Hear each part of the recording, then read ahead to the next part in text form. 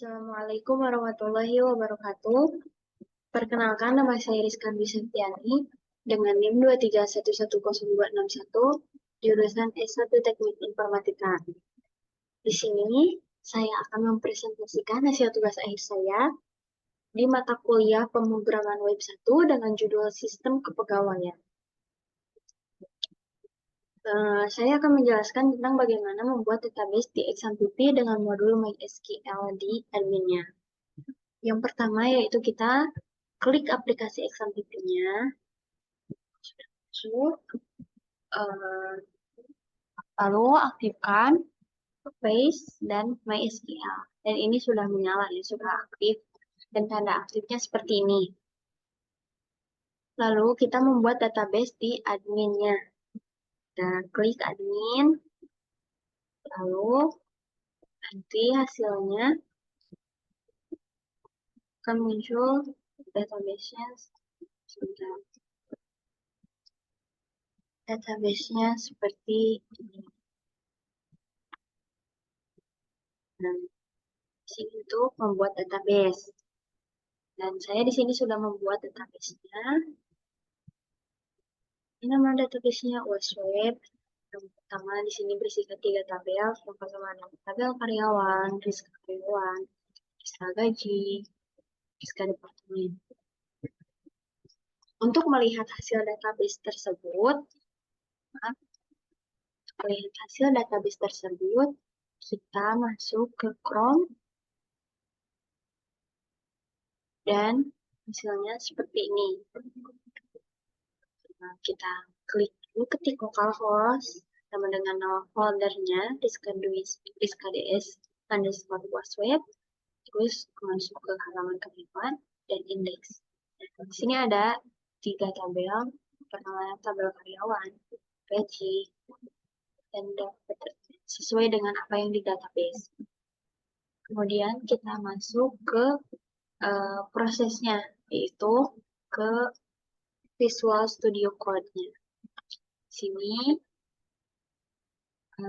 pertama ada config, CSS, departemen, gaji, image, dan karyawan. Harusnya image di bawah CSS. Mohon maaf, salah. Tidak salah sih, cuman ya penempatannya yang salah. Yang pertama adalah config. Config berisi suatu file yang mana isi file tersebut adalah koneksi, dan koneksi tersebut berfungsi untuk menyambungkan data yang saya buat di MySQL tadi di database supaya bisa tersambung ke tampilan yang saya buat, yang hasilnya tuh yang ada di Chrome tadi. Yang kedua adalah CSS. CSS berisikan di sini saya membuat satu file yaitu CSS, style CSS yang mana berfungsi sebagai tampilan warna, ukuran font, background, dan warna tabel, dan lain-lain, masih banyak fungsinya.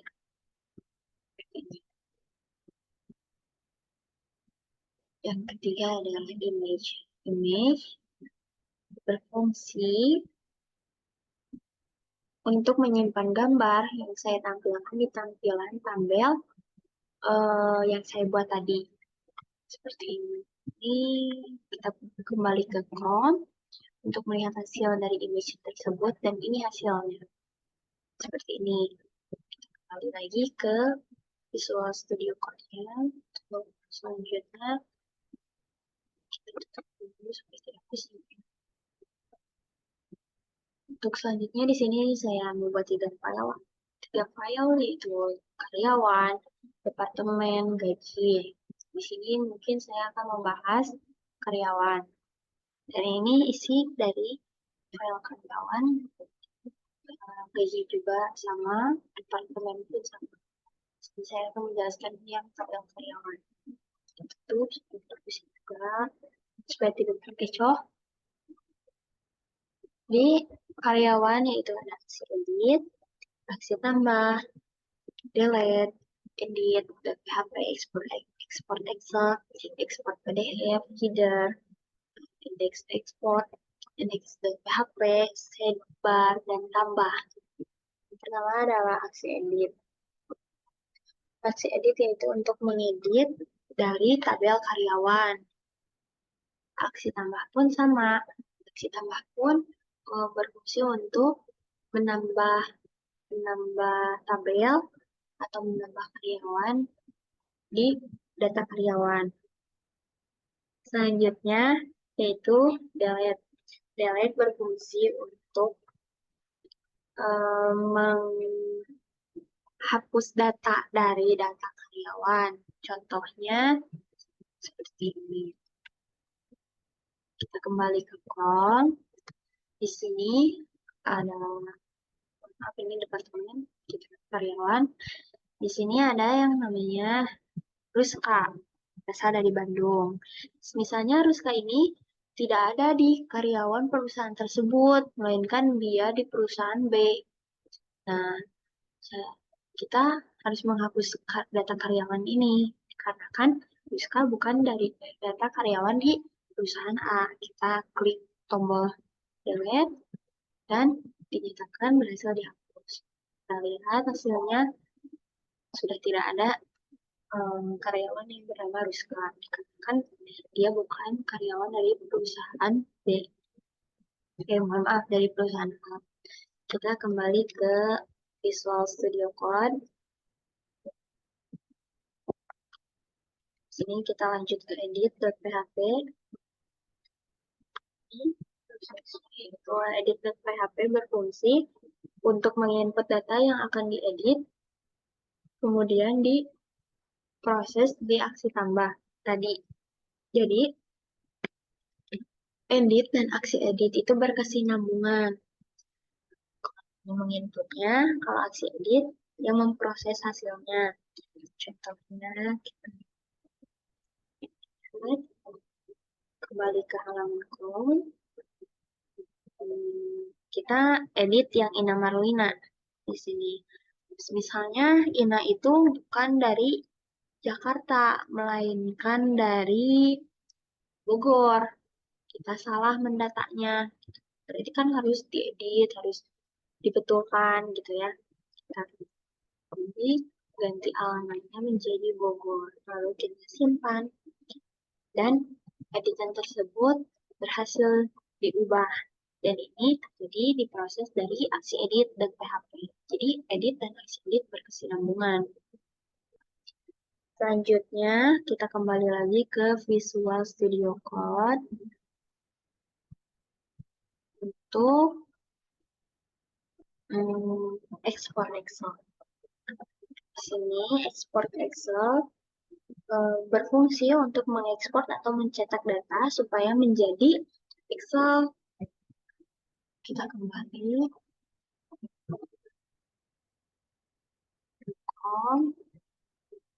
Nah, di sini kan ada 3 tombol, tambah karyawan, ekspor PDF, dan ekspor Excel. Kita berarti membahas tentang ekspor Excel. Kita klik yang ekspor Excel, di sini mendownload. Kita lihat hasilnya di Excel. Dan hasilnya seperti ini. Kita kembali lagi ke visualnya.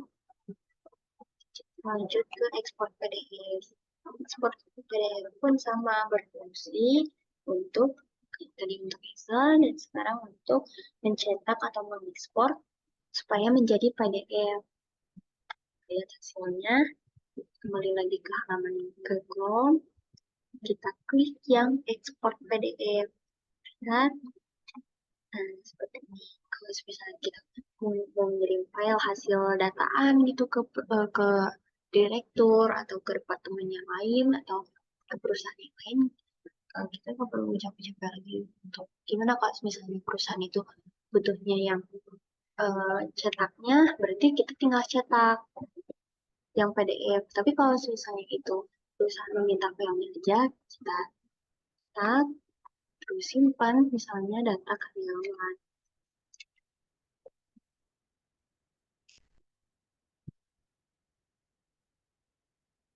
Save. Dan ini sudah berbentuk PDF. Kita save, tinggal ini kalau misalnya perusahaan itu meminta filenya aja, bukan data fisiknya gitu. Kita kirim aja file tersebut. Nah, kita kembali ke Visual Studio Code.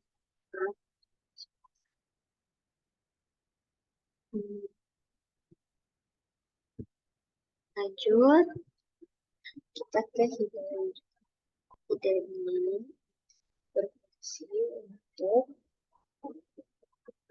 sebentar. Header berfungsi untuk menampilkan judul di atas. Ini buat apa? Pokoknya tuh untuk judul di atasnya itu halaman kalian. Jadi kita lihat kembali ke Chrome.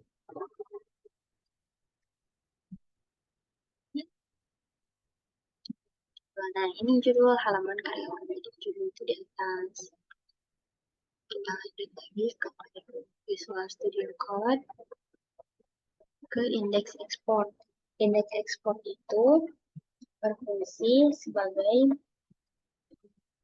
tampilan yang ada di ekspor PDF dan ekspor Excel. Jadi berkesinambungan. Indeks ekspor itu berkesinambungan dengan ekspor PDF dan ekspor Excel. Selanjutnya, index.php yaitu berfungsi untuk tampilan yang ada di tabel tersebut, yaitu kalau biasanya disebut dengan halaman utama. Kita lihat hasilnya, dan ini indeks, ini halaman utama dari data kepegawaian. Gitu. Di sini kan tertera di index.php. Kita kembali lagi ke Visual Studio Code-nya. Kita lanjut ke sidebar. Sidebar berfungsi untuk memindahkan halaman dan tampilan sidebar itu di pinggir, biasanya di sisi kanan atau di sisi kiri.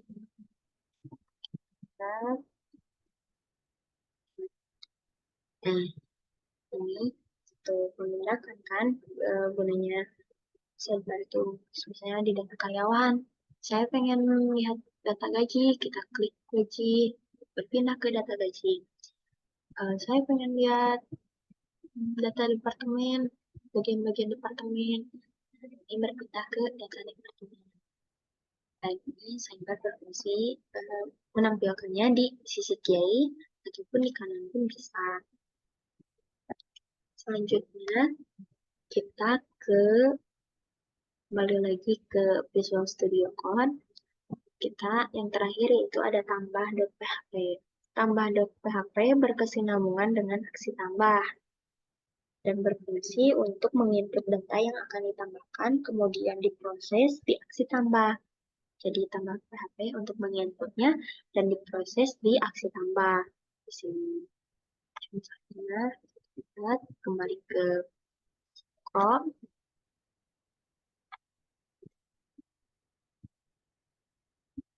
Kalau misalnya ada tambah data karyawan yang baru masuk, kita belum menambahkan karyawan tersebut di perusahaan kita. Jadi kita klik tambah, tombol tambah karyawan. ID-nya tidak usah diisi, soalnya bersifat otomatis atau ini gitu. Nah, sini ada nomor induk, nomor induknya misalnya 20319976. Sini namanya misalnya Dwi Aulia, berasal dari Sukabumi. Kita simpan. Nah, ini sudah menyambung ke aksi tambah. Jadi yang barusan kita tambahkan, yang tadi itu kita tambah, yang tadi itu tambah.php dan ini memprosesnya di aksi tambah. Begitupun di departemen gaji sama posisi di departemen tambah. Jadi karyawannya sudah bersifat improvement atau bersifat tutup. Nama departemennya misalnya produksi, di produksi. Maaf, salah. Kita edit di produksi. Nama manajernya biasanya kan kepala manajer tuh identik dengan pria. Seharusnya ya.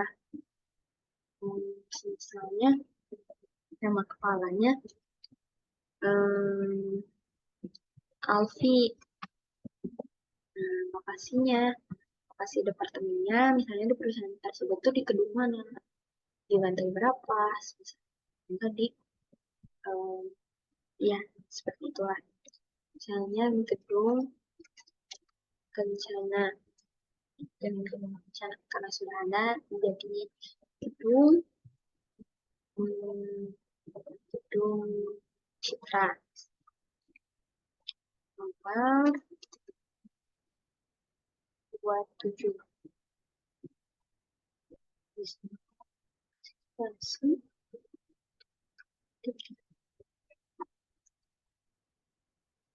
Disimpan dan biasanya tertambah yang tadi tidak ada produksi, jadi ada kepala manajernya nanti lokasi dapat gedung Citra. Kembali lagi ke Visual Studio Code. Mungkin sudah ya dari tambah. Semuanya sudah saya jelaskan.